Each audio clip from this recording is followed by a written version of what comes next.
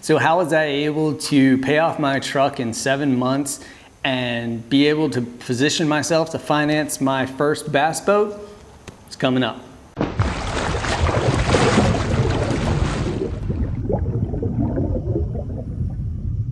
Alright y'all, Lou here with Beyond the Bounds. This is a channel geared towards bass fishing and gear reviews. So if you like that sort of a thing, click that subscribe button up top. Question of the day for you is, what's that one item that you're saving for, that you're sacrificing for, that you're dreaming about, that you really want, and you're working towards that goal? Throw that down in the comments section below. I'd like to know.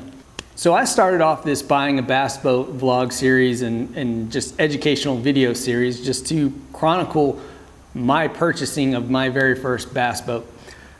Back in February is really when I decided I was going to buy a bass boat. Had some things that kind of fell through and wasn't going to get the kayak that I thought I was going to get that year, which is fine by me because I got one that I really love. I decided then that I was going to buy a bass boat. It was something that I had dreamed about since I was a little kid, and I'll tell you that hey, for a good 10-15 years I hadn't even thought about getting a bass boat. It just kind of came full circle. I was really getting heavy back into fishing. I grew up fishing, and I'd always wanted a bass boat. Looking at those Field and Streams magazines and just saying, God, I love, I'm going to have one of those one of these days. Back in February I realized that, hey, I really want one of these. But you know what? I've got a lot of things going on. I knew I was going to build this garage prior to getting my bass boat. That was something that I already had on the books. Matter of fact, this concrete pad, I already had this in place. So this was in place before then, but it was also one of those things that I was like, I need to do this before I get that bass boat, because I'm not going to spend quality money, a lot of money on purchasing a bass boat and then keep it outside. Just not what I'm going to do with my bass boat. I want it to retain its value, and I want it to look good. So what I did that enabled me to purchase this bass boat and to be in a position to where I can purchase and finance. I will finance this boat. I don't care what anybody says. You should know that probably that 80% of people finance boats. There's not a lot of people that are buying a brand new Ranger at $70,000 or some of the other Rangers at $100,000 and just dropping that in cash. This is not an investment. Do not look at this as an investment. This is a cash requiring liability, and keep that in mind when you're purchasing your first boat. But what I did was really just your simple, basic financial, everybody talks about them. You got to cut back. And that's what I did, cut back on Amazon. I like to use Amazon, simple, good prices, get it delivered. Who doesn't like Amazon? Eating out, I stopped going out as much with the wife, eating out, having, multiple eat outs a week and stuff. And that really helped. Another thing, Bass Pro visits. Oh my gosh, I was getting to where I was going to Bass Pro like every Friday, and that adds up. You're talking 50 bucks every week of the month, something like that. I'm lucky if I got out of there for 50 bucks. So, pair that with eating out, cutting back on Amazon, you're talking, $300-400 right there. Just when you start looking and budgeting and I don't want to say being like me, but being in the sense of, I had a goal, guys, and I had a dream, and that's what this is for. You have to sacrifice for these things. You have to give things up. Next on the list was I sold my teardrop camper.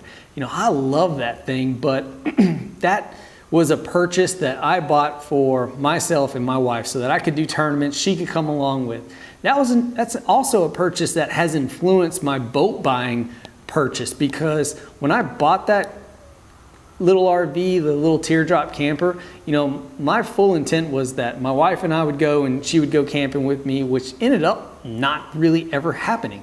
It was too small. She ended up being outside all the time with the dogs. She just didn't like it. She didn't enjoy it, so she didn't go. And honestly, I can't blame her. So that was kind of one of those, that actually has influenced my boat buying purchase in a lot of ways, because with my boat, and when I buy this boat, it's not going to be the typical starter, beat it up, trade it up in a year kind of boat. It is not going to be that boat. I guarantee, like, the boat that I am trying to buy is going to be fitted to the nines, guys. It's going to have power poles, electronics. It's going to be decked out, full tournament rig ready, so that there's not going to be any really, well, I'm going to kind of grow into it and then, no, it's going to be the Cadillac. It's going to be what I want with everything that I want, or I'll be able to put that stuff on it. So, you know, that's where I'm at, and that's where I'm looking at with those boats.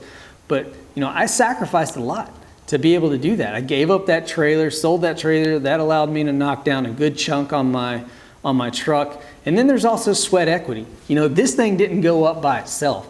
I put a lot of time into this, you know, multiple weekends, giving up fishing, giving up traveling. That was another thing. No travel, no out-of-state tournaments other than Kentucky Lake earlier in the year. You know, giving up a lot of that stuff. I would have loved to have been able to go down to North Carolina, compete in tournaments in New Jersey and some of the PA ones, you know, but I cut that out. You know, it's been very much just like low key, not even getting out on weekends. So I gave that stuff up. You know, I've sacrificed a lot to be able to do this. And, you know, it's something that has now just consumed me, and it's a dream, and it's, you know, it's what I want. But sweat equity, you know, putting this garage, you know, I'm very proud of this. There is not a piece of wood, shingle, you know, piece of siding. There's not one aspect of this that I have not touched. Maybe you see even the fascia, I've touched that. The soffit, I have done zero soffit work in the garage door, but I paid for that, so I guess that counts. So, you know, I, again, put in a lot of work to this garage, saved a lot of money doing it that way, building it myself. And, you know, even then, I'm still over budget. I literally could have had my truck paid off about 4 months ago. But unfortunately, because of building this, that's delayed my progress. And so that's what's been really killing me, is because I'm like, I just want to buy this boat. But it's been good because I've come, you know, full circle, and we're going to talk about that in a later video about kind of what I want in the boat and how my thought process has gone from one end to the next, the back to next. So, you know, we're going to talk about that in a video coming up. And yeah, with all this said, with everything that I've been able to do, you know, pay down $19,000. Yep, I'm still going to finance this boat. About 80% of people finance boats. No, not a lot of people out there dropping $70,000, $100,000 on a brand new Ranger. Yeah, they might drop some money, but you know what? The boat's not an investment. It is a cash requiring liability, and you should go into it with that kind of thought. So guys, we're going to talk about financing a boat coming up in another video as well. Why I'm deciding to do that. The easy answer is, you know, I literally do not have $50,000 in cash to drop fully on a boat. So, you know, stay tuned for that. I hope you're enjoying this vlog series and this video series about purchasing my first bass boat. If you haven't subscribed, please do so, and we'll be seeing you.